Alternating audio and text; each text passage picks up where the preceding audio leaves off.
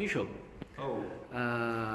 რამე კაი ანეკდოტი გიცოდინა, შენ ჭიჭიკიაზე რომ მიდი და მოგევშენთ. არ ვიცი ანეკდოტი. წეგან წავიკითხე, ძალიან მომეწონა, იმედი არ გეცოდინება, ისო, წამოვიაროთ აკა. ჭიჭიკიასო ისეთი მახინჯი ცოლი ყავსო. რომ ეჭხუბა ქალო რატო არ მიღალატე ბოში რანაირი გამოვა. შენ რამე გეცოდინება, კაი. ჭიჭიკია დაკარგა ცხენი. ხო. იდე კაი მეძე დარვიჭექიო. სერიოზულად ყავი მაგას? ეგ არის სვანებზე და ჭიჭიკიაზე. რა მნიშვნელობა აქვს სვანებზე სასაცილო ხო? სასაცილო კია, მაგრამ სვანებზია და ჩვენ გვინდა ქუთაისური რაღაც ჭიჭიკია, ვიჭიკია. წავედით მაშინ. კაი ქუთაისიდან, კაი ანეკდოტებიც იცის. და ამბები ხო საერთოდ წავედით. აი გამარჯობა. კაი გამარჯოს თუ კაია. გამარჯობათ. სალამი. სანამ სტუმარს წარვადგინთ, ან მოდი ჯერ სტუმარი წარვადგინოთ, არაჩვეულებრივი ადამიანი, ელიტარული კლუბის რასადროდის კითხვების მთავარი რედაქტორი, ფსიქიატრი ლაშა კილაძე გვეყოლება დღეს სტუმრად. და უცნაურად უნდა დავიწყოთ ქუთაისელებზე უნდა გითხრას ანეკდოტი. ქუთაისლებზე ბევრი ანეკდოტია, ქუთაისლების მიერ მოგონილი და შექმნილი. ამ წუთში რაც მახსოვს, ესეთი მოკლე სხარტულა ანეკდოტია. ქუთაისელმა ბავშვმა წეროს 100 евро დაუმატა და თავის სტოკჰოლმამდე ჩააყვანა.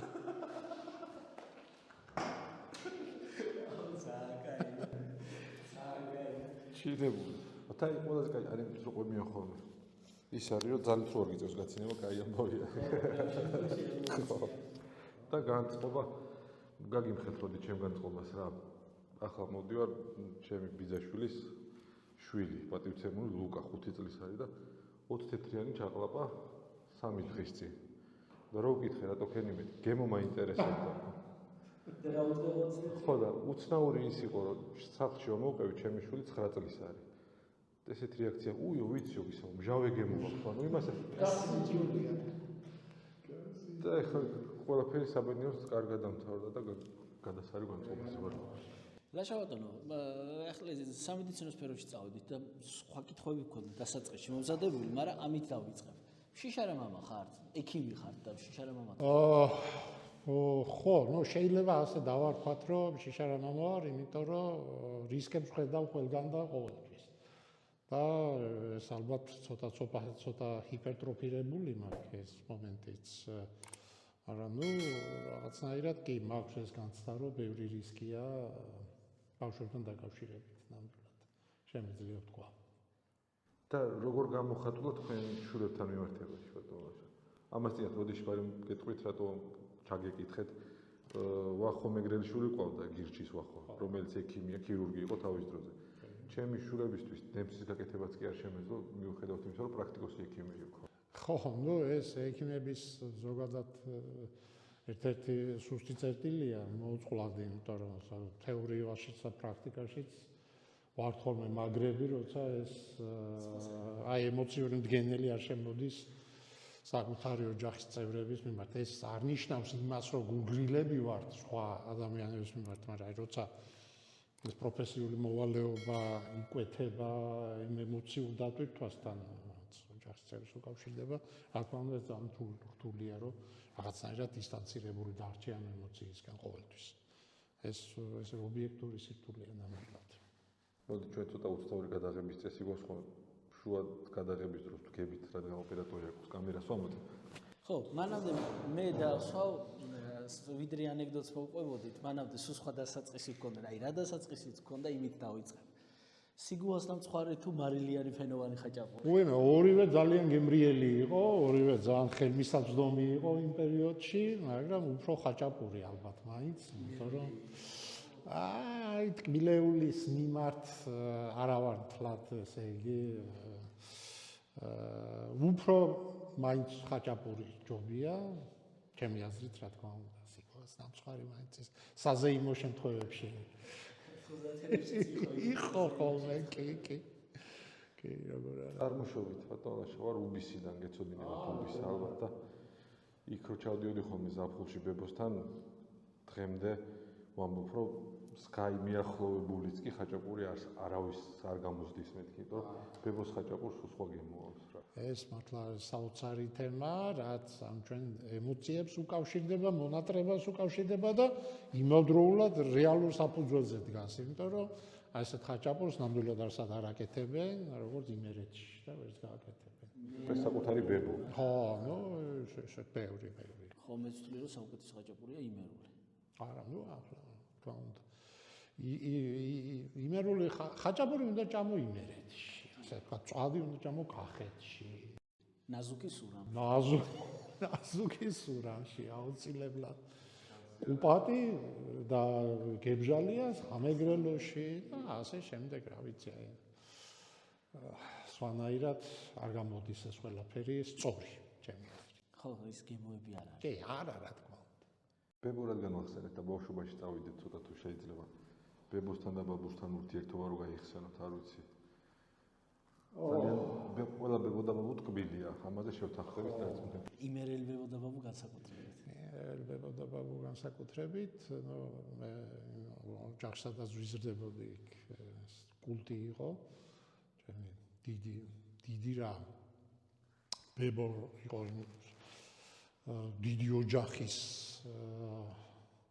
ხელმძღვანელი, სულ ახალგაზრდა იყო, როცა ჩემი დედის დედა დაქვრქვიდა და 4 მცირეწლოვანი შვილი დარჩა და ესე მოახერხა. ძალიან მაგარი ადამიანი ვარ, რომ 4-ვე ძალიან წარმატებული და ღირსეული ადამიანი იყო, ძალიან განათლებული, ძალიან კარგი და ნათელი ადამიანები გაზარდა და ძალიან ბევრი ტანჯვა გამოიარა ამ პროცესში და ერთი სიამოვნება იყო ჩემთვის, აი ყოველთვის როცა ვიხსენებ ხოლმე ამ მომენტს, როცა იმ ბნელ 90-იანებში სამსახურიდან მივდიოდი დაღლილი და აი ბუხრის წინ ბებო მიყვებოდა ამ თავის თავგადასავალს. ეს იყო ქალი, რომელმაც აი ამ მთელი აი ამ ბევრი პრობლემის და ბევრი ტკივილის მიუხედავად, აი ბოლომდე ღირსეულად გაიარა თავის ცხოვრების და ყოველთვის იყო ორიენტირებული სწავლაზე და კითხვაზე და აი ბოლომდე კითხულობდა წიგნებს და სულ ერთ ადამიანს იხსენებდა ხოლმე არც თუ ისე ალერსიანად, რომელმაც აი მის მამას როცა გვერდზე სოფელში გახსნეს დაწყებითი სკოლა და ეს ჩემი ბებო დადიოდა დაწყებით სკოლაში, ვიღაცამ მეზობელმა მის მამას უთხრა, რომ კაცო რატო ატარებ გოგოს რა უნდაო სკოლაშიო და 2 კლასის მერე გამოიყვანეს აი სკოლიდან და აი ის ახსოვდა ძალიან წარეთ და იმას კიდე ერთხელ გეუბნებით არც თუ ისე საყვარელი სიტყვებით მოიხსენიებდა იმ მეზობელს, ვინც მის მამას ურჩია. მეორე ბებოც მყავდა ძალიან კარგი, მეორე მხრივ ბაბუც მყავდა, სკოლის პედაგოგი იყო ბაბუ, ძალიან ისეთი საოჯახო კარგი კაცი და რაც მახსოვს ძალიან მკაფიოდ ცხოვრებაში. ჩემი ბებო და ბაბუ იყვნენ ფარცანაყანებიდან და დასავლეთ საქართველოში ასვლა დიდი სოფელი არის, დიდი სოფელი ისე ძლიერი და ჩემი ბაბუას ყავდა 2 ველოსიპედი.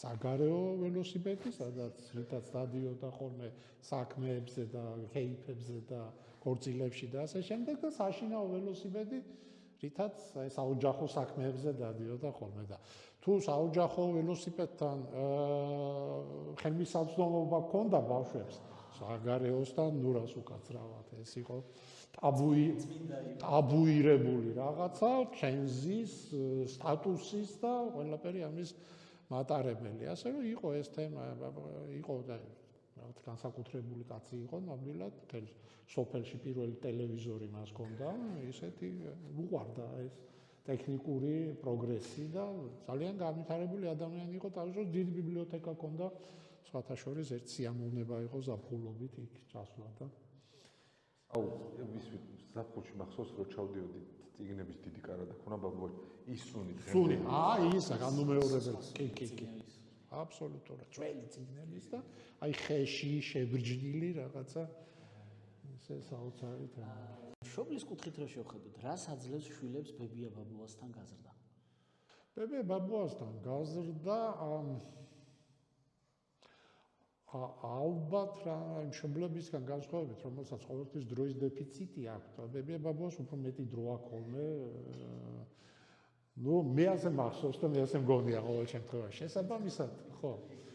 აი ეს რაღაცა ესეთი პოზიტიური ემოციების მეტი ნაწილი გამოდის და რაღაცნაირად მით უმეტეს როცა ასაკში არის ბებია-ბაბუა, თავის ფუნქციას, ასე ვთქვათ, თავის სოციალურ როლს ძალიან ხშირად ხედავს ხოლმე ამ პატარა შვილიშვილების ფორმირების პროცესში და აი ის რაზეც მაგალითად ბებია-ბაბუა ელაპარაკება ბავშვს და ეს აბსოლუტურად რელევანტურია თავისი, ვთქვათ, ძველი ამბებიდან გამომდინარე. მშობელი იგივე როლში შედარებით ნაკლებ ეფექტურია, იმიტომ რომ მშობელი და ბავშვი მაინც ერთი მეტნაკლებად ორი თაობის წარმომადგენელია, მაგრამ კიდევ უფრო შორეულია და ის ფასეულობები და ეს ინფორმაციები, რომელსაც ვთქვათ, აწვდის შეუძლია მიაწოდოს ბებიამ-ბაბუამ შვილიშვილს, სხვა განზომილებიდან არის უფრო სხვა ფასეულობებით დატვირთული და სხვა ვექტორით დანახული რეალობა და ის სივრცე, სადაც შესაბამისად უფრო მრავალფეროვანია და საინტერესოც კი. და როგორ უყვართ ბავშვებს ბებია-ბაბუასთან წასვლა? ყველაფრის უფლება აქვს. ხო, აი ახლა ჩემი შვილი ერთი სული აქვს, როდის წავს სურამში, სხვანაირად ლაღია. და შეხვედრა ყოველთვის განსაკუთრებულია შენ შვილებს და გოგი ბაბუს. ო, ეგ ცალკე თემაა. აი მაგ შეხვედრისთვის მიყვარს ხოლმე მარტო სურამში წასვლა. ხო, იმიტომ რომ ეს არის აი ბებია-ბაბუის ცხოვრებაში ეს არის რაღაც ახალი დამატებითი მოვლენა, ძალიან მაგარი, ძალიან ლამაზი და აი რეალიზაციის კიდე ერთი მექანიზმი, რომ ეს თავის დაგროვილი სიყვარული ახლა 50 წლის შვილს ვეღარ მოეფერები ისე, ხო? რაღაცნაირად რომ ჭირდება ადამიანს, რომ ეს პოზიტიური ემოციები ვიღაცაზე გადაიტანო და გამოხატო და არ გაგიიბის. არ გეუბნება არ მცალია ახლა რა დროს ეს არის და ესე შემდეგ. ისევ ბებო-ბაბუსთან ვიტრიალებ ცოტა ხანი რა. შარშან წინ ვიყავით მე ლადო და ჩვენი მეუღლე პრაღაში. და როგორც კი ჩავედით, გვშიოდა და ვეძებთ რაღაცას და პრაქტიკულად ყველა რესტორანში ვიტრინები სადაც იყო დიდი. ასაკიანი ხალხი, ჩვენი ბებია-ბაბუას ასაკის ხალხი. ისხენ და ლუცვამდნენ. ხო და გამიხარდა კაი ამბავში იყვნენ, მაგრამ გული დამწყდა ძალიან, რომ ჩემი ორივე ბებია, რომლებიც მახსოვს, სულ ტანჯვაქვია იმას რა. მარტო შრომობდნენ, არ მინდა ის სიტყვა თქვა თვითონ როგორც იცოდნენ ხოლმე. ხო, ნუ ვირივით შრომობთო. ისე დამწყდა გული, სულ ვიხსენებ ხოლმე, მაგას ძალიან გამიხარდება და ჩვენ ბებიებს და ბაბუებსაც რო გქონდეთ იმის შესაძლებლობა გქონოდათ, რომ ჩამოსწყვენ საღამოს მეგობრებთან ერთად და ლუდი მოწრუბო. ბებია ჩემი ომგამოვლილი მამის ომში დაიღუპა მეორე მსოფლიო ომში და რა შეუდა ხო უკვე სიბერეში რაღაც რო ეცვლებათ ხოლმე აზროვნება ნაყინს პურსად ანდახონება თողეში რატო შევიმეთქი ბებო რო ვეკითხებოდი ბოდიში ამ სიტყვაზე ხო უნდა გაუცხებ ან რაღაც ის ომის დროინდელი ისინი ეთყვა მე მაგას ალბათ თქვენც დამეთახოთ თუ ალბათ იცი ადამიანმა სიბერეში მე რაღაცები იცვლება რა ნუ მოგონებები ალბათ იცვლება რა თქმა უნდა ფსიქიკა იცვლება საერთოდ იმიტომ რომ რაღაც პროცესები მიდის ადამიანის ორგანიზმში ობიექტური რაც იწვევს რა თქმა უნდა ცვლილებებს ფიზიოლოგიურ დონეზე, ფსიქიკურ დონეზე, შესაბამისად და ასე შემდეგ და ასე შემდეგ. მე აი პირველ ნაწილში გამოვეხმაურებ აუცილებლად ეს აი ჩემთვის მნიშვნელოვანია რომ რა თქმა უნდა სახელმწიფო მაქსიმუმს უნდა აკეთებდეს ადამიანებისთვის რომელსაც მთელი სიცოცხლე იშრომეს და აი ეს მოცემულობა იმისი რა ძალიან ხშირად გაგიათ ხოლმე რომ დასავლურ ცივილიზაციაში მაგალითად ეს ერთ-ერთი მდგენელი ამ ცივილიზაციის როცა პენსიაში გასვლის მერე პირობითად აი ძალიან არაერთხელ გამიგონია რომ მერე იწყებენ მოგზაურობას მერე იწყებენ ამ მოცემულობას რაც აი სამუშაო ასაკში ყოფნის დროს მათთვის ვთქვათ მიუწვდომელი ფუფუნება იყო მაგრამ ის განცდა რომ ადამიანს რომელმაც იშრომა მთელი თავისი ცხოვრება ახალგაზრდობა ბევრი გადასახადი გადაიხადა ბევრი პროდუქტი შექმნა სახელმწიფო არ ტოვებს ბედის ანაბარა არამედ თავის თავზე იღებს რაღაცა ასეთ თემას, არის ძალიან კარგი მაგალითი სახელმწიფოს და მოქალაქეს შორის სამართლიანი და თანაბარზომიერი დამოკიდებულებისა, იმიტომ რომ თუ მოქალაქე არის ვალდებული სახელმწიფოს წინაშე, სახელმწიფოც ვალდებულია თავის მოქალაქის წინაშე და აი ამის დემონსტრირების გადასარევი შესაძლებლობა ის ასეც ახლა ვლაპარაკობ. ო არა, აი ძალიან გამიხარდა და ბებია ჩემი ხა ლუც ალბათ არ დალევდა არ ვიცი, მაგრამ ბედნიერად რო ევზნა. მე არ მახსოვს ახლა არაც ბებია და ბაბუა მახსოვს რომ სადმე წასული იყვნენ ახლა კაფე არა რესტორან არა მასწავლებელი იყო და ალბათ სკოლის პედკოლექტივი თუ შეიკრიბებოდა თორე ახლა ისე არა ბატონ რაშა ცოტა გავასერიოზულებ ფსიქიატრი ხართ და ასეთი კითხვა მინდა დაგისვათ როგორ უნდა მივხვდეთ მშობლები თუ ბავშვს რაღაცა ფსიქიური დარღვევა აქვს ბავშვობაში და დროულმა ჩარევამ თუ შეიძლება რომ ეს პრობლემა გადაჭრას ბევრი სხვადასხვა ნიშანია მისი. თავარი არის ის, რომ როგორღაც მშობლების წარმოდგენა ამასთან იყოს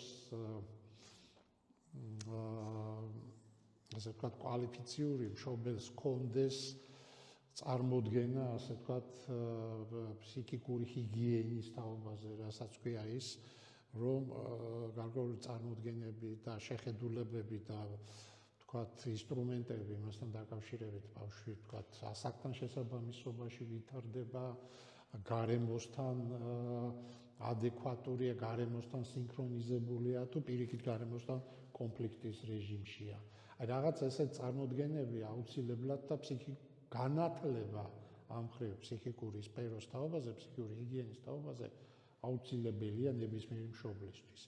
Რა თქმა უნდა, არის გარკვეული ტიპის პრობლემები, რომელსაც დროული ინტერვენციით და დროული ჩარევით მაქსიმალური ნიველირების, ვთქვათ, მაქსიმალური გაქრობის რესურსი აქვს და ამ დროს დროული ჩარევა, სპეციალისტის ჩარევა, ხას უსვამს სპეციალისტის და არა თვითმკურნალობის და არა ინტერნეტში მოძიებული მასალების და არა მეგობარს ასე ქონდა და ეს მოუხდა. მეცალს გეტყვით და არა სხვა რომელიმე პროფილის ექიმთან კომუნიკაციებით, ხო? იმიტომ რომ დღეს სამწუხაროდ ჩვენ საზოგადოებაში ეს სტიგმა არსებობს. ფსიქიკური პრობლემების, ფსიქიატრთან ურთიერთობის სტიგმა, აი ეს მოცემულობა არის. ახლა ვერ გავექცევით ამას ვერსად, ამას ვერანაირი ერთჯერადი ვთქვათ აქციებით ვერ დავძრავთ.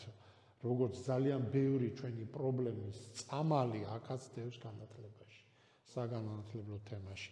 ძალიან ხშირად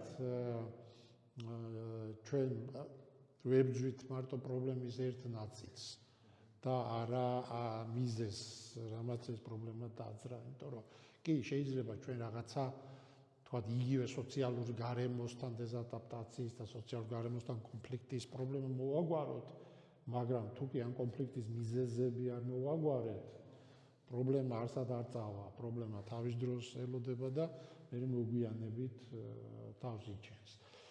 ბავშვობის თავარი რა არის? ბავშვობის ასაკში არის ბევრი შესაძლო რისკი და ბევრი შესაძლო მდგომარეობა, რომელიც დროული ჩარევის შემთხვევაში ქრება აბსოლუტურად და არ აისახება მოგვიანებით ასაკში. ანუ ბავშვის ქცევაზე, ბავშვის ხასიათზე, ბავშვის სულიერ სამყაროზე გავლენას ვერ ახდენს, ხო? თუ არის ეს ყველაფერი დროულად და ეფექტურად დასმული პრობლემა. ამიტომ პრობლემის დასმას აი ხშირად გაიგონიათ, რომ უცნაური ბავშვია, შეიცვალა.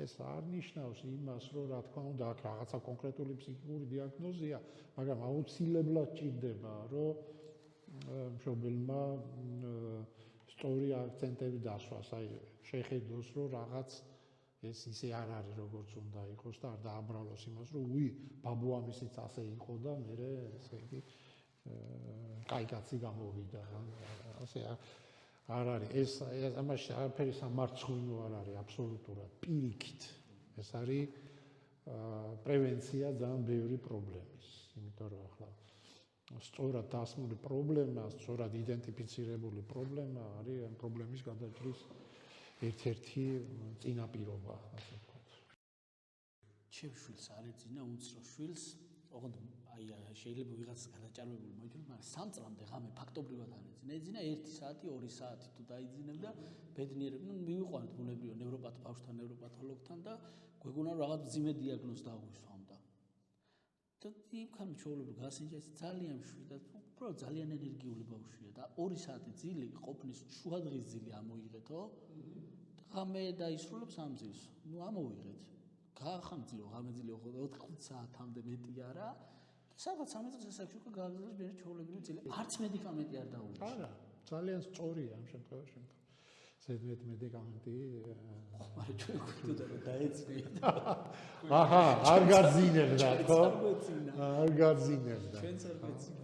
მე მახსოვს კარგად პირველად 6-7 წლის იყო ჩვენი უფროსი შვილი, 2 ვაჟი მყავს. მე და ჩემო მეუღლემ რო ვთქვით ბებიესთან აბაბუას და ფსიქოლოგთან გვინდა ბავშვის საყვანაო, აი ესეთი რაჭის ჩვენ შვილს ფსიქოლოგთან დასაყვანია ხო და სწორად ბრძანეთ თქვენ ბუნებრივია რომ ეშინიათ ხოლმე თუ აი სტიგმაც არის და არ არის საშიში მოგეთ თქვენ მინდა რომ თქვა არ არის საშიში არანაირად, თუმცა ძალიან მნიშვნელოვანი არის რომ სპეციალისტი იყოს კვალიფიცირებული, რასაც მიმართავთ და ძალიან კარგია რომ ზედმეტი ინტერვენციების გარეშე სწორი რჩევით მოგვარდა ეს პრობლემა ძირითადად ასეც ხდება.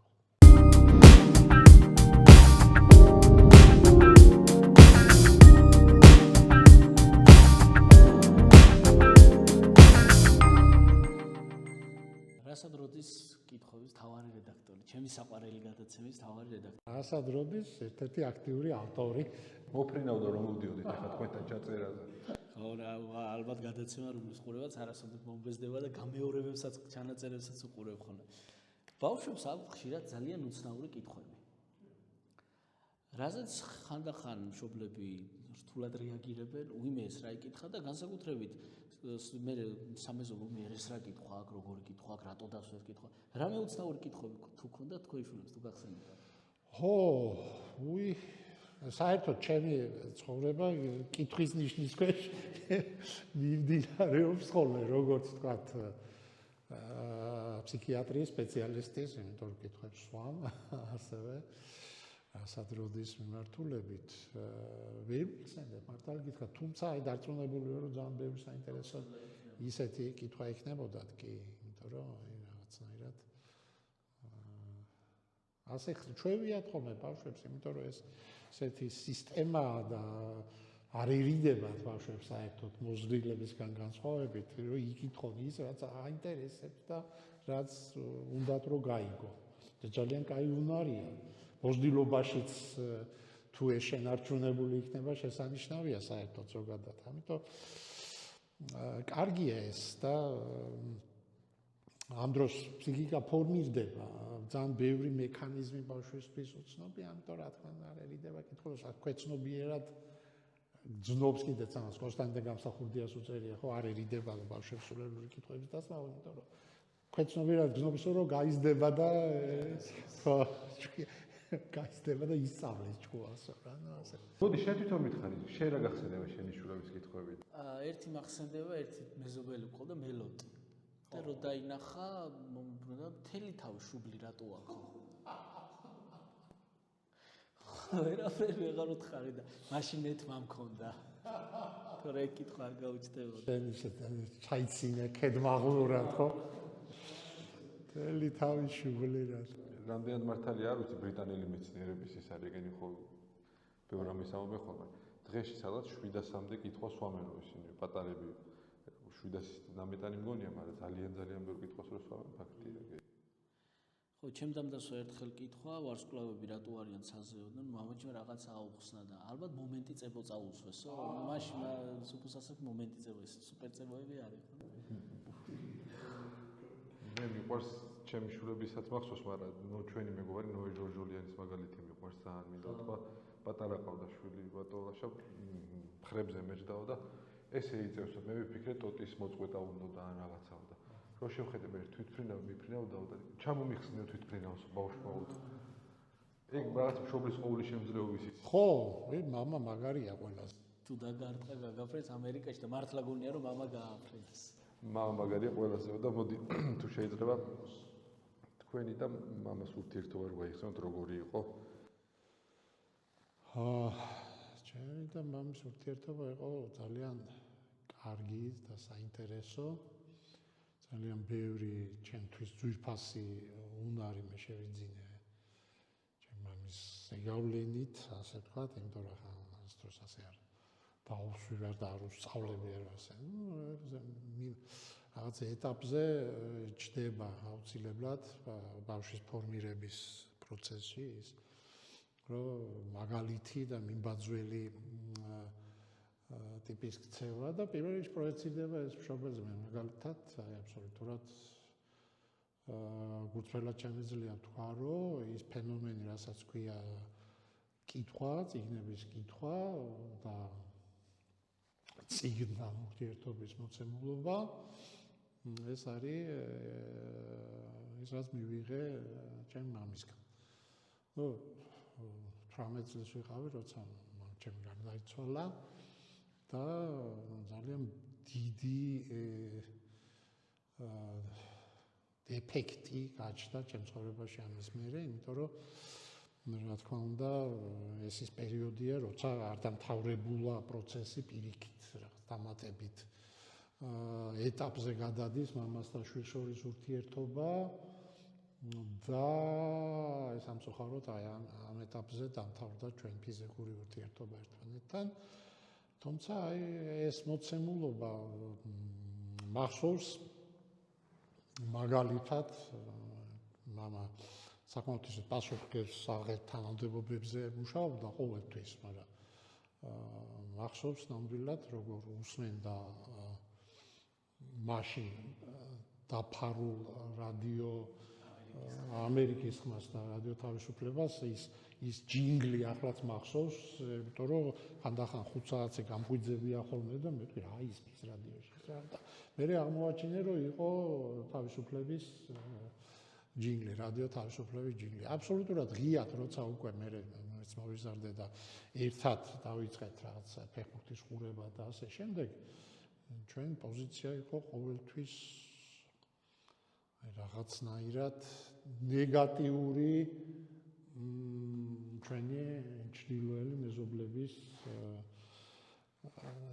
შედეგების მიმართულებით. ახლა ძალიან მიგვეს მართალი გითხრათ, იმიტომ რომ არაერთხელ გამიგია რომ ხო მაშინ ის იყო ჩვენ ქვეყანა, საბჭოთა კავშირი და ყველა გულშემატკივარი არასდროს ახლა კი რა თქმა უნდა სადაც ქართველი ფეხბურთელები თამაშობდნენ ლივად 22 წლის, მაგრამ აი მახსოვს სადაც მაგალითად ძალიან ისე გულდასმით გულშემატკივრობდით გერმანულ და ბელგიურ გუნდებს, რომელიც ეთამაშებოდნენ ხოლმე აი ამ CSKA-ს და Spartak-ს და ასე შემდეგ და რა საოცარიც არ უნდა იყოს, აი ნამდვილად მახსოვს ის მოცემულობა, რომ აი ყველა ამ იმდროინდელი კუმირი რუსი ფეხბურთელებისთვის რაღაც სახუმარო მეტსახელები ჰქონდა შერქმეული და ისე მოიხსენიებდით ხოლმე ურთიერთობის პროცესში. იქიდან მიყვარს ძალიან ბევრი არა, რამდენიმე სპორტული კლუბი, მაგალითად კიოლნი, რომელიც იყო ამ რუსული გუნდების წყევლა.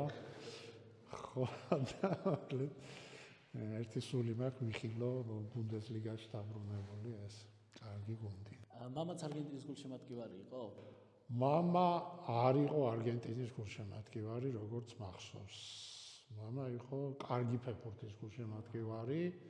აი მე რამდენჯერმე მომიწია შეხვედრა ჩვენ დინამოელ ბიჭებთან 82 წლის. აი ის აღამო მახსოვს 4 მარტის, როცა ვესტჰემს მოუგეთ იქ გასვლა.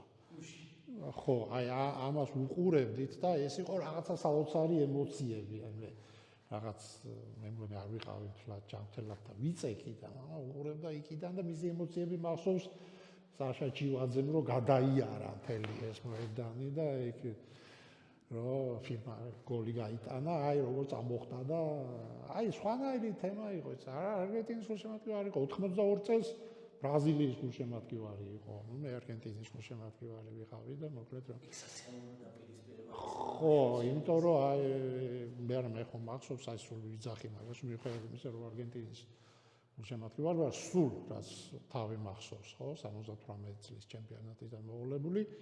ყველაზე ლამაზი გუნდი, რომელსაც ფეხბურთი უთამაშია ყველაზე ლამაზად, ჩემი წარმოდგენით ეს არის 82 წლის ბრაზილიის ნაკრები. ხო და ნუ იქ რომ მოუგო 3-1 რა დამცინა და ასე შემდეგ და ასე შემდეგ რა ამბასადარი შენ მარადონა მეუბნებოდნენ რა ხო ეს იყო დიდი კარგი ნაწილი ჩემი ცხოვრების და აი ხო კიდე გეუბნებით იმ პერიოდში ტოტალიტარული სისტემის პერიოდში ეს რაღაცა კონტექსტიდან ამოვარდნილი მოცემულობა იყო მაგრამ ჩემს სამხედროების ჩამოყალიბებაზეც ამან რა თქმა უნდა გარკვეული როლი ითამაშა და ძალიან მნიშვნელოვანი როლი ითამაშა იმიტომ რომ აი ამ ყოფით დონეზე ოჯახური ურთიერთობის დონეზე პროტოკოლირებული არ იყო და ვიცოდით რომ რაღაცა აი ამ სისტემას აი ამ რუსულ გუნდებს არ აქვს ისეთი რომ ჩვენგან გულშემატკივრობას იმსახურებს მაგარი რამე უსწავლებია მამას წიგნები ახსენეთ თვითონ თუ გირჩევდათ ხოლმე რა აი ეს კარგი წიგნია ეს წაიკითხე და რამე მითებს ან წაკითხულ წიგნს თუ ყვებოდით აბა როგორ შეგაყვარათ მაშინ ძალიან მაინტერესებს ეგ რა ვიცი ჩემ ალბათ ძალიან ბევრი წიგნი იყო ჩემთან შორს მამა ყიდულობდა და იძენდა და მოქონდა ძალიან ბევრი სხვადასხვა შინაარსის და წარმოდგენის წიგნებს და თქვათ არ იყო რომელიღაცა თემი შემოსაზღვრული და შემოფარგლული და ყოველთვის აი როგორ მახსოვს თბილად ორშაბათს საღამოს მოქონდა ბევრი გაზეთი გამოწერილი ხო აი დიდი იყო პაკეტი ამ გაზეთების მე მქონდა ბევრი ჟურნალი გამოწერილი ახლა სკოლაშიც მაშინ იყო ეს მოცემულობა რომ სკოლიდანაც შეიძლებოდა გამოწერა მაგრამ ну მის სამსახურიდან კიდევ უფრო ხელმისაწვდომი იყო ეს მომენტი და მოკლედ ბევრი წიგნები და ორშაბათს საღამოს მოქონდა ხოლმე ეს და ისე მახსოვს გემრიელად ველოდებოდა ლელოები ბევრი და რაღაცა არა წიგნს არ მირჩევდა ნამდვილად ჟანრებს მირჩევდა უფრო დედა მახსოვს რომ რაღაც ისეთ დაჟინებით თქობდა რომ წამეკითხა გარკვეული მიმართულება არა ისე დააშჭის და რაღაცის კი არა და თვითონაც მიკითხავდა ხოლმე რაღაც ეტაპზე აი ჟიულ ვერნი მაგალითად აბსოლუტურად ჩვიდი სინთეზი შემიძლია თქვა რომ დედა მოიტანა ჩემ ცხოვრებაში და დედა მოიყვანა და ასევე მოიყვანა დედამ რუსულენოვანი ლიტერატურა იმიტომ რომ არ ვკითხულობდი რუსულად და რაღაც რუსულად კითხვა დავიწყე იყო ეს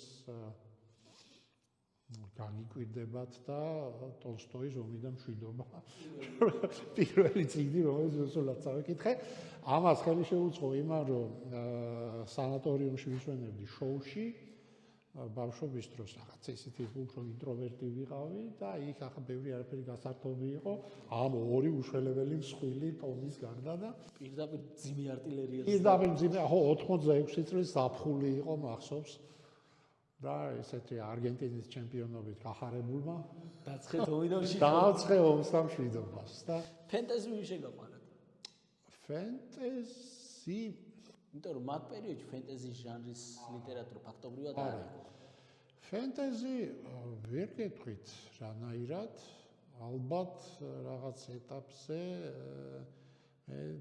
არა ფანტასტიკით მივედი იქამდე ფანტასტიკას ვკითხულობდი სამეცნიერო ფანტასტიკას მე გადავინაცვლე იქიდან მახსოვს კი ჰაინლაინით და საიმაკით და ურსულა ლეგუინით დავიწყე. ხო, ურსულა ლეგუინიდან წავედი. სხვათა შორის ლეგუინი წავიკითხე ტოლკინზე ადრე. ხო. ტოლკინი არ იყო საბჭოთა პერიოდში, ხო? ტოლკინი არ იყო. არც რუსულად. არა, არ მახსოვს ნამდვილად, ტოლკინი წავიკითხე 90-იანებში. თუმცა ნანახი მაქვს, ოღონდ ძალიან პატარა ისა რუსებს რო აქვს გადაღებული ბეჭდების ბრძანებელი. გეტყვი, კი, არის რაღაც მსგავსი ნანახი. ძალიან სასაცილო. ხო, რაღაცა სხვა სახელი ქვია. სხვა სახელი ქვია, ხო, მაგრამ ბეჭდების ბრძანებელი, ანუ ბეჭდების ბრძანებელი აქვს, რაღაც YouTube-ზე დევს ძველი 80-იანი წლების ის. რაღაცა ესეთი თემაა, ხო, კი. ძალიან სასაცილო ეკრანიზაცია.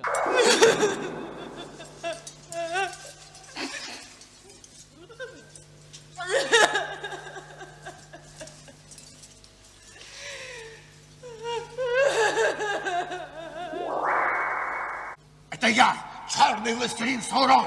Я слежу за вами. Отдай мне кольцо Фрода. Брось его в чашу. Все равно оно не поможет вам. Фродо, вернись! Вер... მე მახსოვს როგორ აღმოაჩინეთ ასეთი მწერალი ავაცახსენებელი ავაცახსენებელი მარტინი რომელმაც დაიწყო და აღარ დაამთავრა ის თავისი როცა წერდა ჯერ კიდე მაშინ აღმოაჩინეთ 90-იანების ბოლო იყო ეს ყველაფერი და რაღაც ერთ-ერთ საუბარზე მოყვა ეს თემა როცა მე და ასეთი ადამიანი არსებობს გიორგი ბაქრაძე მოგესალმებათ ერთ-ერთ აი ესეთ ლუდის დეგუსტაციის დროს აი მოფრინდა ეს ჯორჯ მარტინი და ეს ჯორჯ მარტინის თემა რომელიც რა ვიცი კაი რაღაცა დაწერა დასაწყისი მშვენიერი აქვს და მაშინ ეს ოპტიმისტურად უყურებდით რომ გააგრძელებდა ამის წერას მაგრამ აი ეს მახსოვს იყო 90-იანების ბოლოს 98-19 წელი. ანუ გიორგი ბაქრაძემ გაგაცნოთ მარტინი? ხო, არ მახსოვს რომელს გავაცანით, მაგრამ ის მახსოვს ნამდვილად რომ აი ჩვენ დუეტში გაჩნდა ეს კაცი. და ნუ მე რაც მოხდა ყველა ვიცით და ახლა რა ეტაპზე ვართ ესეც ვიცით ყველა. სხვათა შორის ახლა არის მოდაში ძალიან პატარა ბავშვებში ეს სამეფო კარის თამაშები. ხო. კი, ხო, ჩემი შულიც ითხოვს რომ უყურებო სანდრო 13-ის ხო და ჯერჯერობით ვიკავებ თავს და არ ვაძლევ უფლებას. თქვენ როგორ ფიქრობთ ღირს ბავშვებისთვის? არა, ეს საბავშვო ლიტერატურა არ არის ნამდვილად. ლიტერატურა არა, ფილმს. ფილმზე, ხო, ფილმი კიდე უფრო არა, იქ ბევრი ისეთ სცენა არის, რომელმაც შეიძლება ახლა ვიცი. მაგრამ ამით ვუყურებდი მოცალეობის ჟამს ერთ-ერთ რუსულენოვან არხზე, აი ამ სერიალის დარედაქტირებულ ვერსიას, სადაც ყველა ამ ტიპის სცენა არის ამოჭრილი და კიდე მადლობა ღმერთს რომ ეს ადრე მქონდა ნანახი რომ ვერ გავიგებდი რა ხდება, იმიტომ რომ რამდენიმე პერსონაჟი ახლაც ცოცხალია იქ. იმიტომ რომ მისი მოკვლის სცენა არ აჩვენეს. მკვლელობები, აი ისეთი განსაკუთრებით სისხლიანი მკვლელობები ამოღებულია იქ მაგალითად პედრო პასკალის გმირი ცოცხალი დავტოვე, იმიტომ რომ არ აჩვენეს როგორ ხდება და შესაბამისად ჟობერინი ხო, რა ქვია ეს დორნის პრინცი. შესაბამისად იმის მერე მომხდარი მოვლენები ასს კარგავს, იმიტომ რომ ის კაცი თუ არ მომკვდარა, ეს ხალხი შუშ რატო იძიებს მისი სიკვდილისთვის. აი რაღაცა უცნაური თემა გამო აბსურდამდე მივიდა ეს ყველაფერი და ნუ არ ვიცი ახლა ეს რას ეძღვნებოდა ეს ყველაფერი, თუმცა ფილმი რა თქმა უნდა არის ძალიან მაგარი სერიალი არის. და ის კორეული როა იმას რა ქვია? კალმარის თამაში. ესეც ძალიან მოდაშია ბავშვებში და არ ვიცი არ მინდა რომ რაღაცა პანიკიურივით გამოვიდე, მაგრამ მსგავსი შინაარსის და ის რაც ხდება იქ რო უყურებენ ბავშვები. საშიში არის მოზარდებისთვის, რა ვიცი, თინეიჯერებისთვის. კი, გარკვეული რისკები ამაში არის ნამდვილად, იმიტომ რომ განსაკუთრებით თქვათ ძლიერი ემოციური ლაბილურობის ფონზე რაღაც გარკვეული ნეგატიური ეფექტები შეიძლება მოიტანოს, მით უმეტეს ახლა ეს სერიალი ძალიან მდიდარია ესეთი სისხლიანი სცენებით.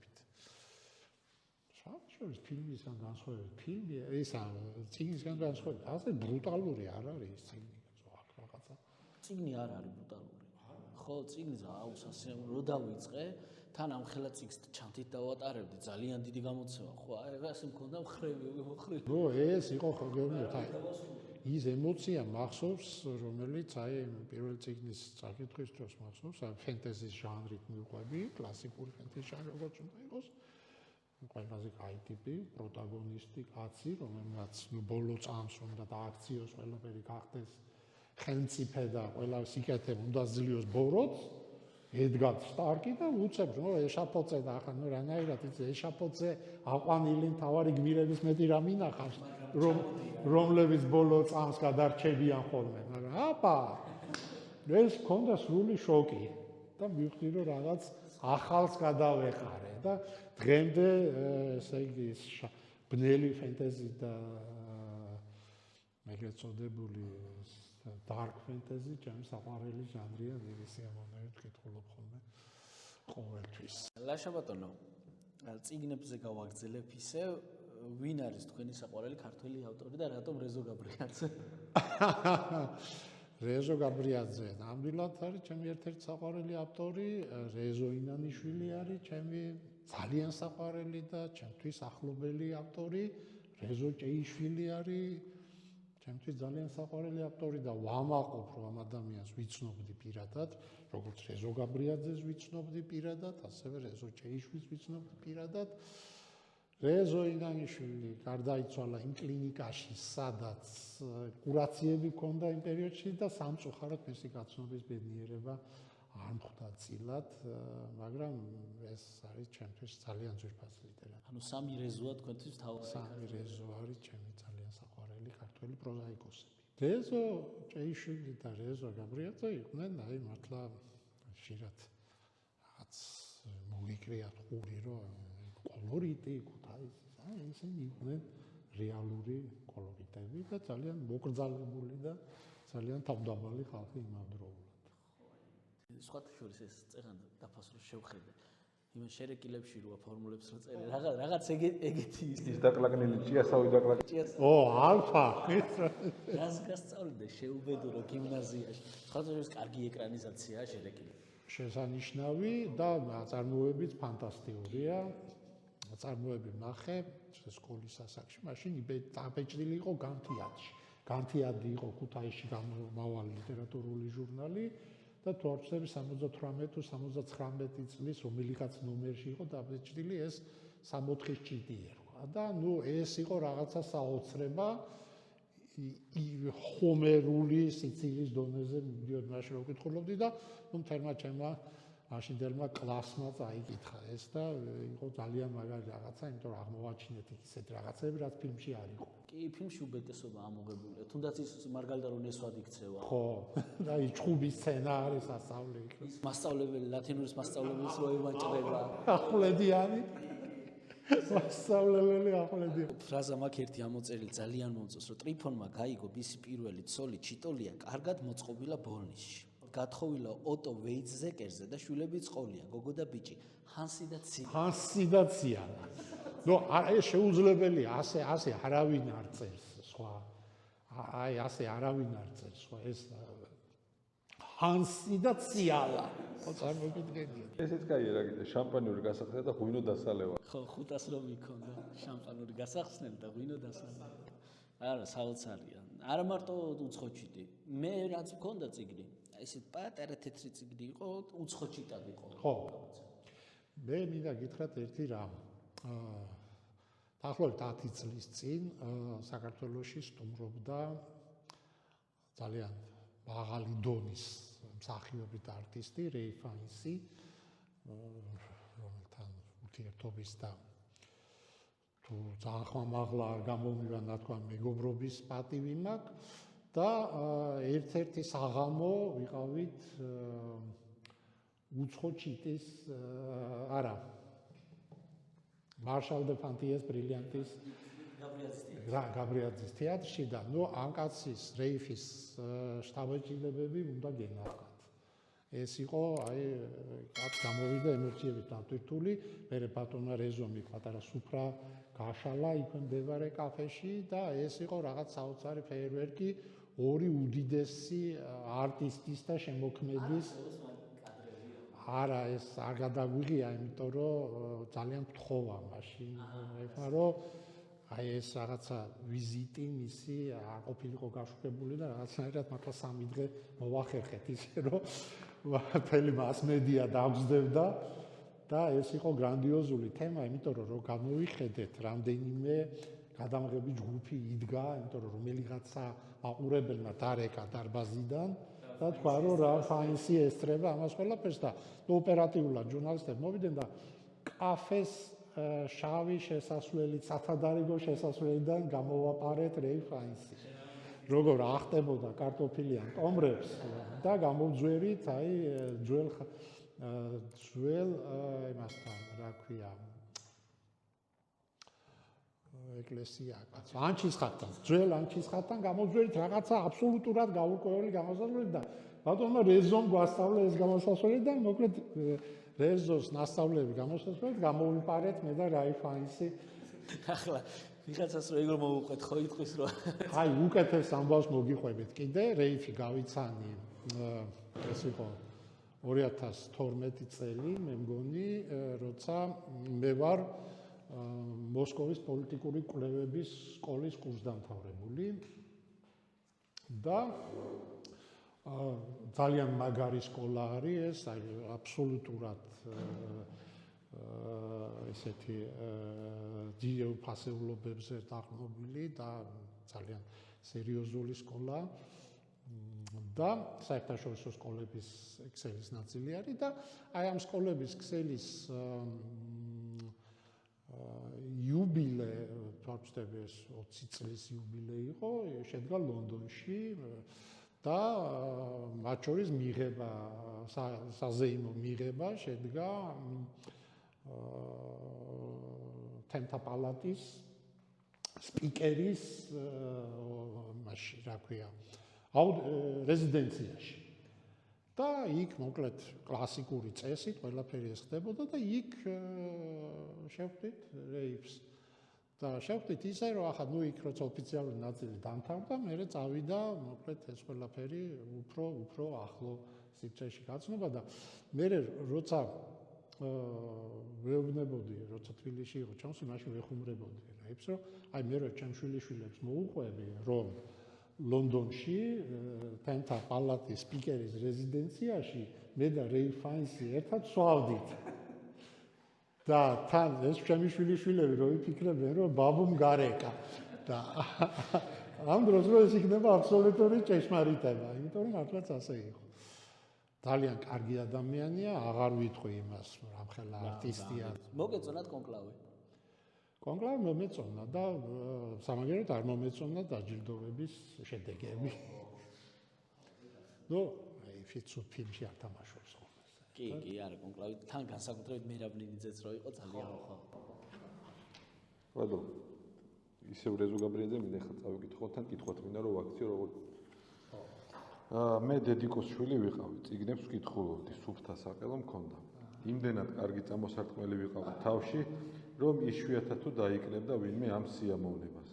ხო, ეს ძალიან კაი საკითხია და სასაცილო, მაგრამ საიდან უჩნდებათ მოზარდებს განსაკუთრებით ეს აგრესია და რატომ არიან მიდრეკილები ბულინგისკენ? ოჯახზე არის ეს დამოკიდებული?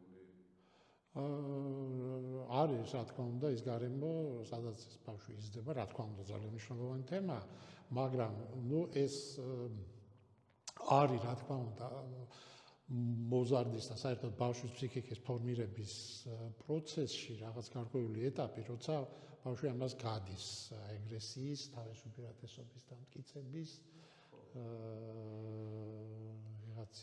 ვიღაცაზე, ვთქვათ, დომინაციის და ასე შემდეგ. თუმცა ეს, რა თქმა უნდა, სწორი სოციალური გარემოს და სწორი დამოკიდებულების ფონზე გარდამავალია. აბსოლუტურად გარდამავალია, აი ძალიან ცნობილი ესე სენტენცია არის, რომ ყველაზე უფრო სასტიკი ბავშვები არიან. რაღაც გარკვეულ ეტაპზე, აი ესეთი განს და არა აქვთ. რასაც მე მოძდილობაში ემპათია ქვია, რასაც რაღაც ეს გაზიარება ქვია, აი ეს მოცემულობა ზოგჯერ არა აქვთ ხოლმე. რაღაც გარკვეულ ეტაპზე ესე ხდება. ძირითადად როცა აი ჰორმონალური ძვრები მიმდინარეობს ორგანიზმში დაახლოებით ამ ეტაპზე, მაგრამ კიდევ ერთხელ ვიძახე სოციალურ გარემოს აქვს ძალიან დიდი როლი ამ შემთხვევაში, რომ აი ამ რაღაცნაირად ასე ვთქვათ აგრესიას, რაღაცა სწორი მიმართულება მოუძებნონ და რაღაცა სწორი მიმართულებით წაიყვანონ ეს ყველაფერი. მეტნაკლებად ეს ყველა ბავშვის ცხოვრებაში დგება ასეთი მომენტი. უბრალოდ შეიძლება სხვა ფორმით იყოს გამოსახული, სხვა ფორმაში გადატრანსფორმირდეს და ასე შემდეგ. მაციტატაში ყველაზე მაგარი ის არის კუბოს ქვეშ არის ციხლის ამორთხვაში. სხვათა შორის ძალიან კარგი ფილმი ანიმაციურად რო გაკეთა, არაჩვეულებრივი ფილმია. ადრახნია რა კარგად არის ბიბლიოთეკაში რო შემოდის და ვირთხაც მაგარი ვერსია. იპოლიტე, კი. ადრახნია იყო როგორც მე ვიცი რეალური პერსონაჟი. უბრალოდ სხვა სახელით და გვარით, კი. ხო, იმ თეთრი ხიდში უწერია რა მარგალიტას რო წერილს ეს ხო ეს დაუწერს და მარგალიტას რო ჩაატარს, ხო. ოხ რასაცემი ხარ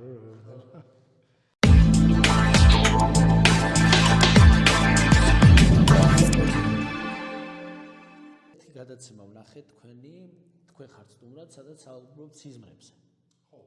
ჩემი შვილის, პატარა უმცროსი ქალიშვილის თითქმის ყველა დილა იწყება ასე, აუ იცი რა ჩამესიზმრა და გვიყვება რაღაც სიზმარს, რომელიც ხშირ შემთხვევაში ცოტა ალოგიკურია, როგორც ალბათ ყველა სიზმარი. ბავშვის განვითარებაზე რა გავლენას ახდენს სიზმარი? ბავშვს ახსოვს ეს ყველაფერი უკეთესად, ვიდრე მოზრდილებს, რომელსაც ბევრი გვერდითი მომენტი გვიხდება გავთვალისწინოთ ხოლმე ჩვენი რაღაც მეხსიერების და ფორმირების პროცესი. საერთოდ სიზმარი არის ძალიან მნიშვნელოვანი და საინტერესო ფენომენი ადამიანის ფსიქიკური ფუნქციონირების და ბევრი სხვადასხვა თეორია მაგასთან დაკავშირებით უბრალოდ არ მინდა რომ რაღაც მეცნიერულ თემებში წავიდე. ეს ყველაფერი ბავშვს უვითარებს ბევრ უნარს, მაგალითად ხატოვანი აზროვნების, მაგალითად აბსტრაქციის, მაგალითად წარმოდგენის. აი ეს მოცემულობები ძალიან საინტერესოა, იმიტომ რომ რამდენიმე ძალიან კაფიო სიზმარი რა ჩემ ბავშვობაში მინახავს, მახსოვს ახლაც. ხშირად მიფიქრია რომ შეიძლება ეს არ მახსოვს და შეიძლება ახლად ამბე სიზმრა. მაგრამ ერთვენიერ დღეს როცა ასე ვიფიქრე, ავდექი და ეს სიზმარი ჩავწერე. ანუ აღვწერე, ასე ვთქვათ და მე ყოველთვის როცა ეჭვი მიჩნდება რომ ეს მართლა ნახე თუ არა, აი ჩანაწერს ვათვალიერებ. ხო, ეს ძალიან ისეთი მოცემულობაა, ძალიან კარგია და საინტერესოა. დაენახონ ბავშვებმა ბევრი საინტერესო და ლამაზი სიზმარი. ფერადი სიზმრები. დასავლე დაიმახსოვროთ, იმიტომ რომ როგორც ამბობენ ამ საქმის სპეციალისტები, ადამიანი დაახლოებით 5-დან 7 სიზმრამდე ნახულობს. უბრალოდ ყველას ვერ იმახსოვრებს. ის როცა ხო ფერადი არ მინახავსო და შავთეთრია სულ და ჩემა და მაგალითად სიზმრის გაგრძელება იცის. კი. აი, მაგალითად მე მეგობარი მყავს ეგეთ. მე აი ზუსტად ის სიზმარი, რომელიც ჩავწერე, ასე იყო. რამდენიმე დღე ახლობდი და რაც საინტერესო ზოგიერთი სიზმარი იწყებოდა წინა სიზმრის მოკლე ანოტაციით. არ ვიცი ეს რაღაცა სერია სიზმარში თქვენ ნახეთ. ხო, წინა თქვენ ნახეთ ეს და მოდი ახლა ვნახოთ ეს. თან დეტექტიური სერიაში რა იქნებოდა ხო აღარ. დეტექტიური შინაარსის იყო ძალიან ნათლად მახსოვს ეს ყველაფერი. ხო, ნუ სერიალები არ იყო მაშინ, მაინც და მაინც თან რაც ყველაზე საინტერესოა რა, რაღაცნაირად ისე მიება. გამახსენე მეგობარი მყავს რაღაც პატარა რაღაცა პრობლემები ჰქონდა პირად ცხოვრებაში და სიზმარში ისე მოხდა რომ სიზმარში გაიჩინა ცოლ-შვილი მოკლედ და ყოველ საღამოს რო წვებოდა იმათთან ცხოვრობდა ჩვეულებრივად როგორც რეალურ ცხოვრებაში ვითარდება ის იმას ხედავდა ყოველ საღამოს თითქმის სულ ეძინა აღარ უნდა ხოლმე გაღვიძება და რთული დასაჯერებელი იყო თურმე მართლა შეიძლება გადავმით იყო. ეს ბორხეს უწერია, ერთ-ერთი ტომია აღწერილი, რა თქმა უნდა, ესეთი. მისი მოგონილი ტომი, რომელიც ასე ცხოვრობს. სიზმარში რომ ერთმანეთს აწყენინებენ, მაგალითად, ცხადში უნდა შეურიგდეს, თორე მომავალ სიზმარში ძალიან კი, ესეთ ხო, ასე რომ ხო იცით ის ძალიან ალბათ ჩემი საყვარელი ამბავია, როგორ გამოიღვიძა ჩინელმა ბრძენმა, რომელსაც ეს სიზმრა რო იყო პეპელა. და გამოღვიძების მერე ვერ მიხვდა ეს იყო ჩინელი ბრძენი, რომელსაც ეს სიზმრა რო იყო პეპელა, თუ ეს იყო პეპელა, რომელსაც ეს სიზმრა რო იყო ჩინელი ბრძენი, ძალიან ისეთი. კარგი რამეა.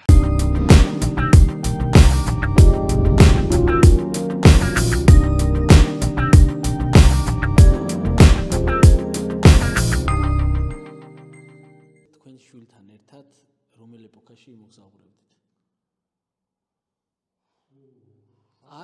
ან რომელ ცნობილ პერსონაჟს პიროვნებას რეალურს არამედ? მე ჩემი ინტერესი შესაბამისად ალბათ შუა საუკუნეებში წავიყვანდი, მაგრამ მისი ინტერესი, ჩემი ვაჟის ინტერესი, რომელსაც ისტორია უყვარს განსაკუთრებით, აი პირველი მსოფლიო ომიდან მეორე მსოფლიო ომის ჩათვლით ეს საყვარელი ეპოქა ჩემი უფრო შუა საუკუნეები. ორივეში მოვძებნიდით რაღაცას ფენტეზისთვის ფიქრობ. და ორივე ძალიან საინტერესო თემა იყო ჩემთვის, იმიტომ რომ ბევრი ძალიან საინტერესო პერსონაჟით იყო დათვირთული. სხვადასხვა არა მარტო ევროპა, ჩვენი ქართული ისტორიაც არის ძალიან ბევრი საინტერესო პერსონაჟი ცავსე და რატომღაც ეს პერსონაჟები იმ სახით არ არიან და არ არის წარმოჩინებული. მე ვისურვებდი უფრო სწორად, რომ უფრო ცნობილები იყვნენ. როგორც პოზიტიურები, ასევე ნეგატიურები. ხო, ნეგატიურებიც აუცილებლად უნდა ვასწავლოთ შვილებს. სამწუხაროდ ჩვენი ისტორიის წიგნო გადაშარო მხოლოდ დადებითი და გმირობებია და გუშინ ჭურულით მე დავამაჩემი ზუსტად მაგ თემაზე. რომ მარტო იმას ასწავლით მეთქი, მასწავლებელი და ხო, აი ჩვენი სირცხვილები არ იციან ბავშვები. იცით რა, ისტორიის როლი ამეთი კნინდება, იმიტომ რომ ისტორიის როლი არის ის, რომ მაქსიმალურად ვეცადოთ, რომ ეს მომენტები აღარ გავიმეოროთ, ხო? ბერნარდ შოუს ფრაზა თუ არ ვწდები, ისტორია ის არის, რომ ადამიანებს ვერ გამოაქვთ გაკვეთილები ისტორია. ხო, იძულებულია განმეორდეს და აი რატო, ხო, ახლა ჩვენ ძალიან დიდარი და საინტერესო და მაგარი ისტორია გვაქვს. არაფერი აქ არ არის ისეთი, რომ გვარცხვენდეს სხვა ერებთან შედარებით, ხო? და თუ კი მაგალითად ჩვენ შეგვიძლია ვილაპარაკოთ ერთ ნაწილზე ამა თუ იმ მეფის რაოდენ მამაცი იყო და ქველი იყო და ჭკვიანი იყო, მოდი ის მეორე მომენტიც ვთქვათ იქვე რა, რომ ახლა ეს მართლა ეს არ არის რა ქვია ეპიკური ფენტეზის ჟანრი, ხო? აქ ხო მარტო ეს ხო არ არის რომ იმაზე რა ქვია ქაღალდზე დახატული პერსონაჟი პლაკატი ხო არ არის ის ხანდაკება ხო დავესესხები კიდე ძალიან ჭკვიან და პატივსაცემ ადამიანს ყველა კუთხიდან უნდა შეხედო იმ პიროვნების როლი თუ გინდა გაიგო ამით ის არ მცირდება არაფრით ხო პირიქით უფრო რაღაცნაირი უფრო რეალური წარმოდგენა გვექნება იმ პერსონაჟზე და იმ გარემოზე სადაც ის ცხოვრობდა თუ ვინმე რაღაცას აფუჭებდა პარალელურად იმის აფუჭებდა რა წყალებში ხო რატო უნდა ვიცოდეთ ამის თაობას ეს ხო ისტორიაა და არა ეს რა ქვია მითოლოგია თუნდაც ხო აი იგივე ბერძნული მითოლოგია სავსეა ღმერთების მიერ ჩადენილი უწესო საქციელებით და ჩვენი ისტორია რო ნახოთ ჩვენი მეფეების მიერ ჩადენილ უწესო საქციელს ვერ იპოვეთ სათლით რო ეძევა ერთი აუგიორგი იყო ისიც ალბათ იმდენად უწესო გააკეთა რომ დაწერეს თორე იძულებული გახდნენ რომ დაეწერა ვერ გაექცნენ ეს რაღაცნაირად მეტი რაღაცა გჭირდება და ჩვენ კიდევ ერთხელ ვიძახი არაფერი არ გვაქვს სამართლიანი დიდებული ისტორია გვაქვს და ეს ისტორია უნდა ვიცოდეთ თავისი შუქ ჭრდილებით კი გეთანხმებით აბსოლუტურად ჩემოვადო მთავარი კითხვა ერთ-ერთი მთავარი კითხვა რომელიც რესპონდენტების აბსოლუტური უმეტესობა ასე პასუხობს ჯობია ჩემს შვილს კითხოთ მაგრამ მაინც კითხავთ რა როგორი მამა ბატონი ლაშაკილად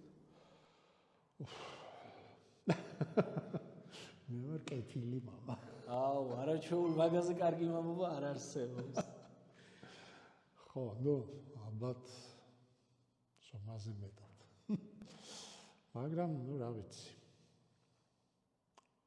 გაბრაზება იცით ხოლმე იცოდით იცით იშვიათად და თან ამ ჩემმა შვილებმა და მეუღლემაც რა თქმა უნდა ასე ვთქვათ დაამუღამეს ის ზღვარი სადაც და ამიტომ იშვიათად ბრაზები არა იმიტომ რომ მე ვარ ესეთი ესე იციან ვთქვათ რა ეტაპზე და მაგალითად რომ რაღაცას როცა ვკითხულობ ხელი ან როცა კითხვებზე მუშაობ იციან რომ ხელი არ უნდა შემიშალო თორე გავბრაზდები და აი რაღაცა ყოფით დონეზე რა თქმა უნდა თუმცა კიდე ერთხელ ვიძახი ეს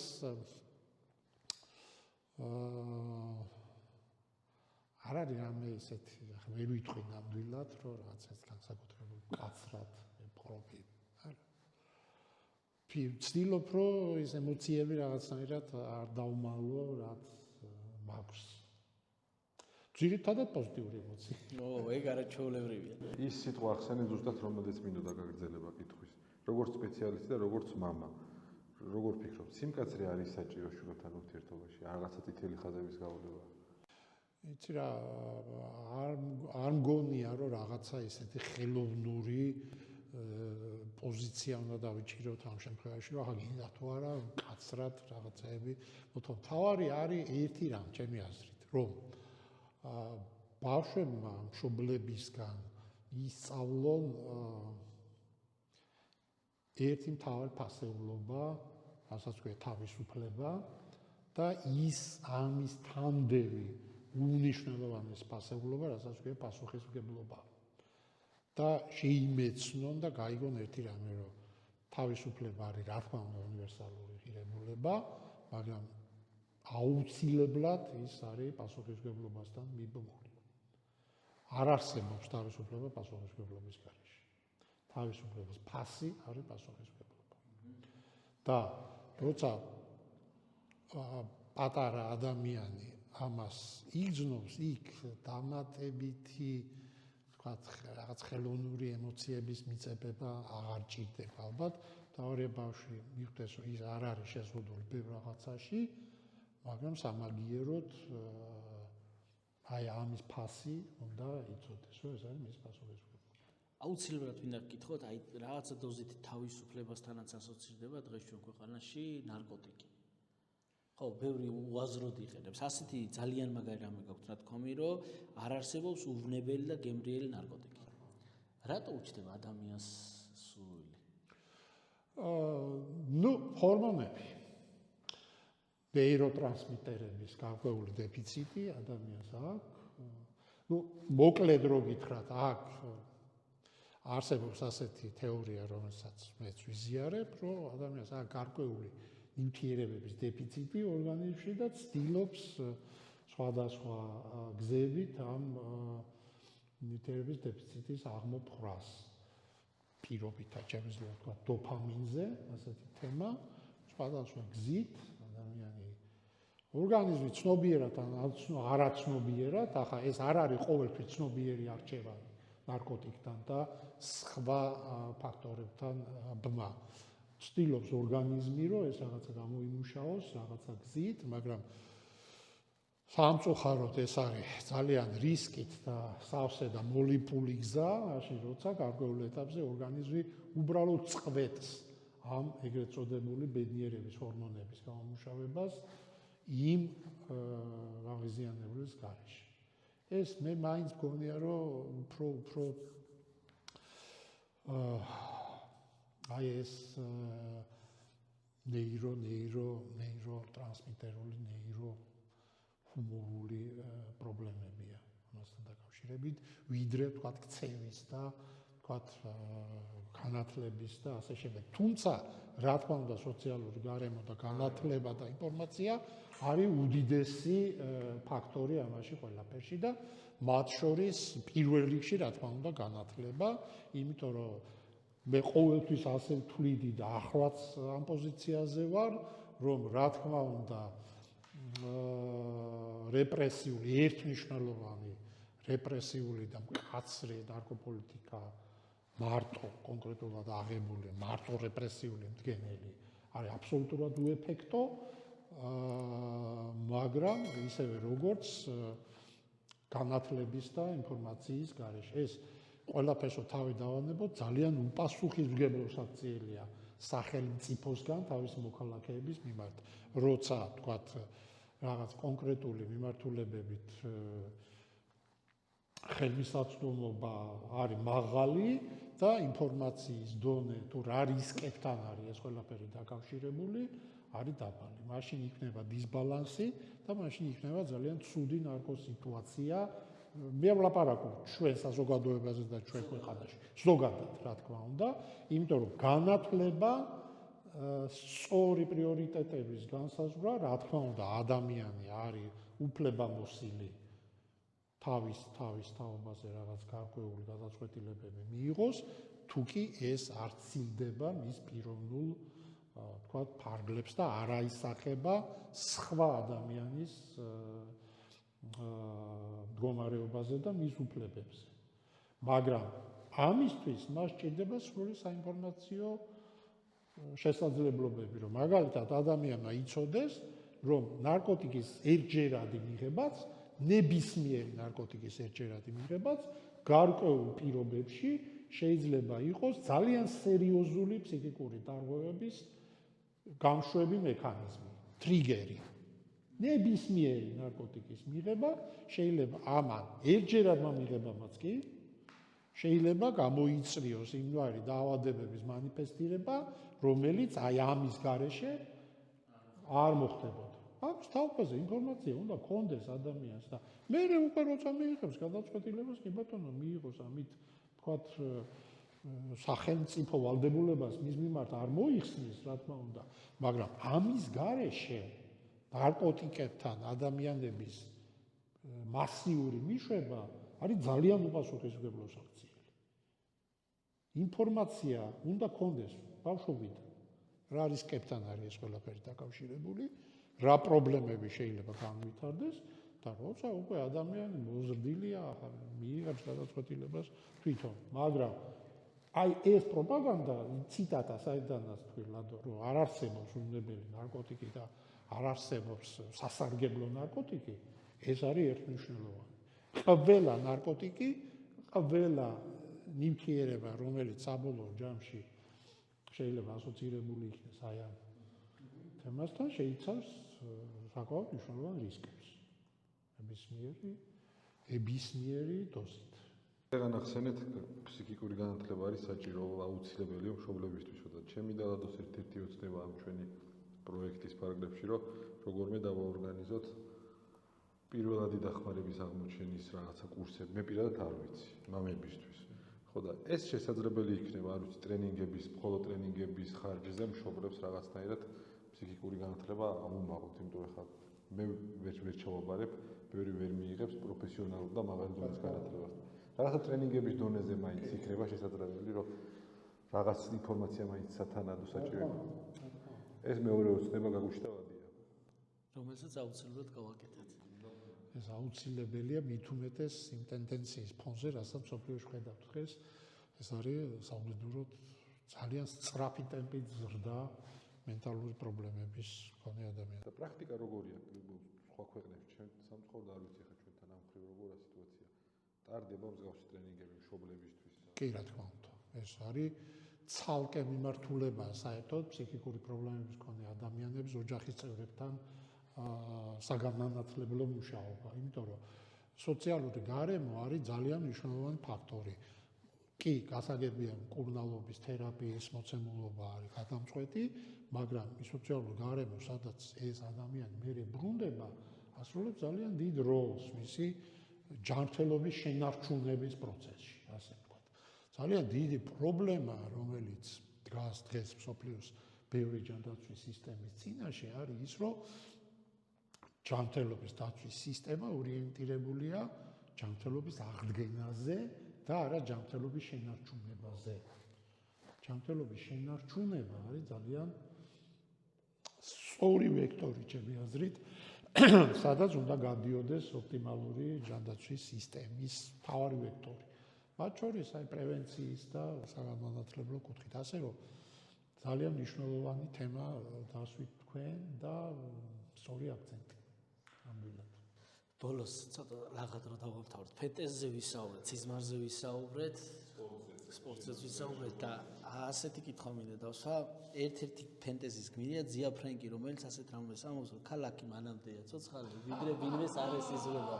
ბოლოს როდის დაგესიზღვრათ ქუთაისი? ქუთაისის მეზობლობა ძალიან ხშირად. სადიპო ეს ფრენკის ციტატა. რაღაცა ჩემი საყვარელი პერსონაჟია ძია ფრენკი. კი, ქუთაისის მეზობლობა ხშირად. და მაშინ ერთ ციტატასაც წავიკითხა. თეთრხიჩია გაბრიაძეს ასეთი რამე.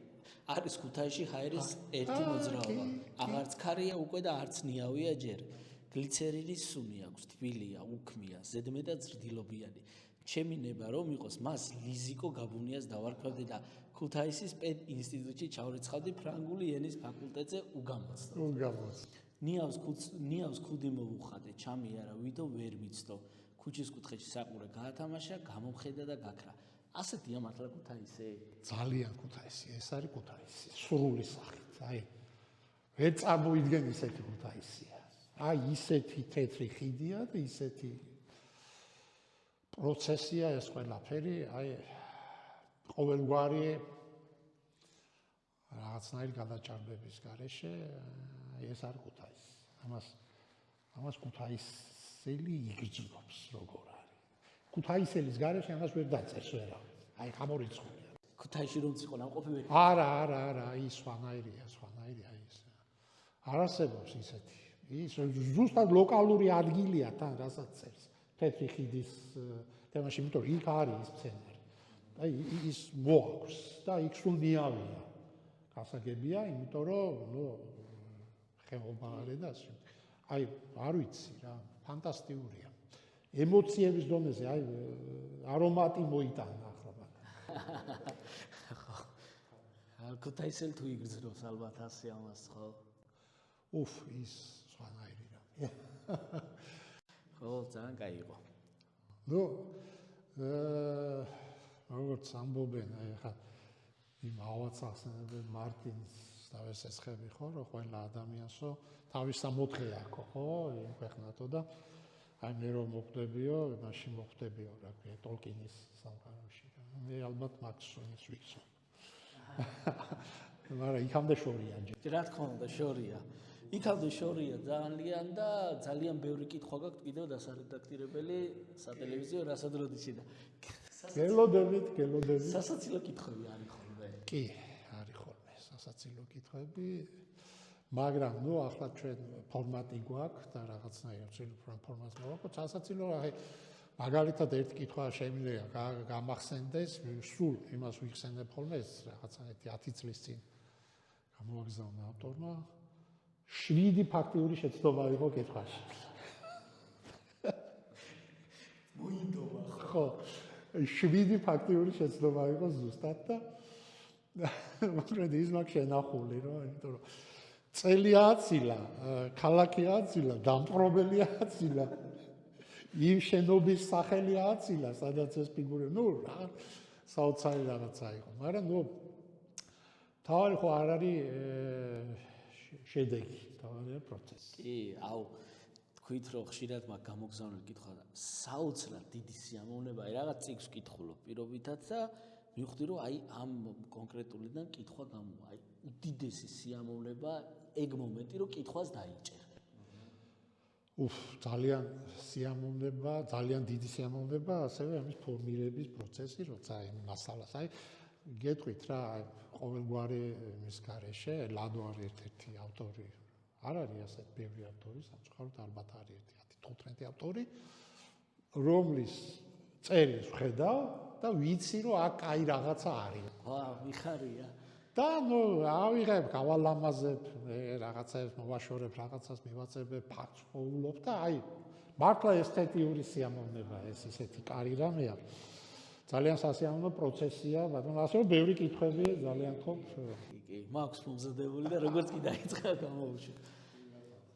ძალიან დიდი მადლობა.